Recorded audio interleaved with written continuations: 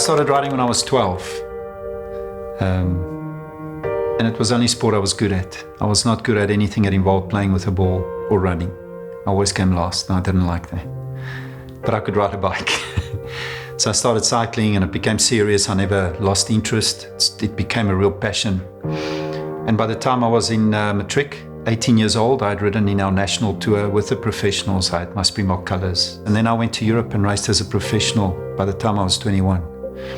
Around about 2003, I started racing as a veteran here in South Africa.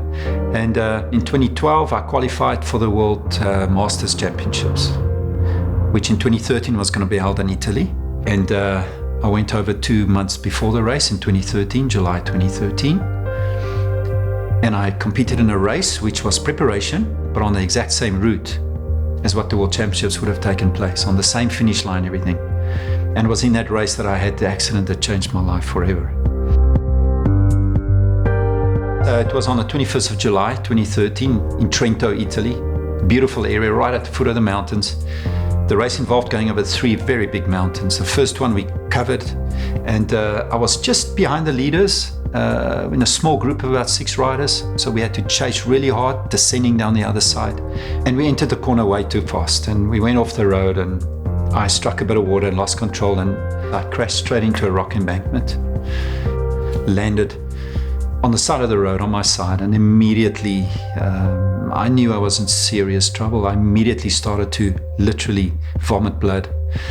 I was trying to breathe, I couldn't. I was bleeding profusely. I ruptured veins in my arm and my neck, and there was a lot of blood, and my shoulder was crushed, my collarbone shattered, my shoulder blade was broken in multiple places. I had internal bleeding in my abdomen, my spleen, my thorax collapsed. I broke my sternum, my femur neck, compound fractures in my spine. I broke my lumbar spine, and both my lungs were punctured. I broke 12 ribs. I started to lose all feeling, all pain left my body. And I couldn't hear anything. I saw all these faces, but I couldn't hear anything. And I started to lose my sight, and I realized I'm dying. And I had about 10 seconds where I literally was able to talk with God in my spirit. It was incredible. I'll never, ever forget it.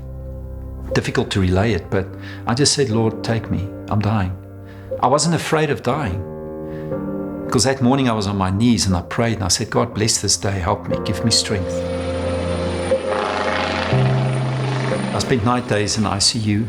They explained to me the extent of my injuries and everything. And they also told me quite clearly that I'll never ride a bike again. In fact, the doctors there called me dead man walking. They couldn't believe that I survived. Even the doctor that treated me on the road, who had to do surgery on the road, said to me, do you realize you survived death? And then I had a vision of a blank page that night in hospital. And it was as though God was saying to me, you've got a clean slate. You've got a blank page. We can write a new story. You've got a life.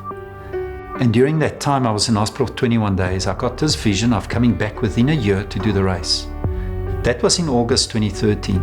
I was at home till December. I only started driving my car in December. February, I started riding my bike. For only 10 kilometers, and I would get off in absolute agony. 5 months to go to get back into the Alps to ride a race that would take me at least 6 hours over 3 mountains. And I have to overcome that fear of descending, of crashing, of falling, overcoming that trauma. But the vision was so strong. You know, with my right leg being as weak, and that I had to go up these mountains that were like 20 kilometers in length, and you see it on TV in the Tour de France, you see these guys riding up it. I had to ride up there. And it was really difficult for me. It was extremely difficult. I was physically not as strong. But I was singing the song in my head from Isaiah. And I would sing, it's quite weird, but I would sing, I will ride and not grow weary. I will climb and not faint, because your power will sustain me and your joy is my strength. And I just kept singing it as I was riding. And it took my mind off the pain I was enduring. And my spirit was just so strong. Nothing was going to stop me from doing it. And it was an absolute blessing. It was a success. I pulled it off. And I realized when I completed that and I came back to South Africa, I realized, but if you can do this, being in the physical condition you were in, what can you do when you are physically recovered and strong? Because God says with him nothing is impossible. And I just said, well, if I can do that, then what if I do 400 kilometers through the Alps within 24 hours non-stop? I think it's possible. I spoke to some people, they thought you're crazy. It would mean I'd have to ride over the Alps in the middle of the night, descend the mountains in the middle of the night. But I did it. I went back a year later, last year, and I rode 420 kilometers in 19 hours through the Alps. And I raised money for underprivileged children, which is something I'm really blessed to be able to do. But yet when I finished, I still thought to myself, but you could have gone further. You could have done 500. Why didn't you? I spent some time praying about it, and I made a decision that I'm going to go back this year and do my third tour. But this time, now August, I'm going to go to the Alps and I'm going to be riding 1,000 kilometers.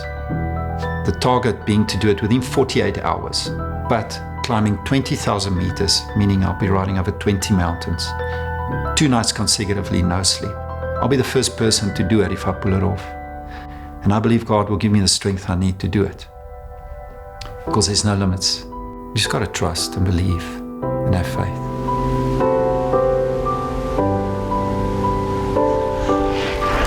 My name is Grant, and I'm an overcomer.